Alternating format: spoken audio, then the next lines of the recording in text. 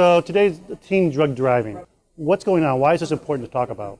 Because it's an emerging issue in the states, we're starting to unfortunately see what we believe to be an uptick in the number of crashes in which drugs are a factor.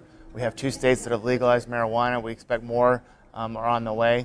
And we want to get out in front of this issue so that we're not playing catch up. We think this is unfortunately going to be a real challenge in a lot of states. What's GHSA doing about this whole issue? We're calling on states to make this a priority issue. We're working with Congress to make sure that there's adequate funding to address the issue. Currently, the way much of the state funding they receive from Congress is set up now, they can use the money for alcohol, but not for drug-impaired driving.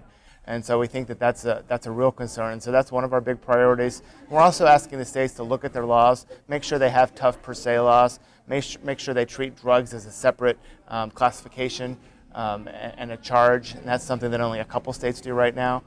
So there are really a host of things that we're doing. And obviously we want to work with our partners like ONDCP and RAD to help educate the public and draw some awareness. And you mentioned a number of legislative things. So GHSA would be looking at legislation through its constituents and through its partners in one way. And then enforcement's always an issue, I know, for enforcement.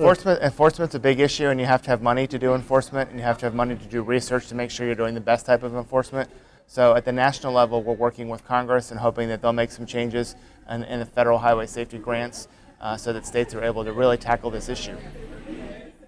So what's the ultimate goal here? Ultimate goal is to continue to save lives and get ahead of a tough new issue in highway safety and make sure that we continue to be on the forefront.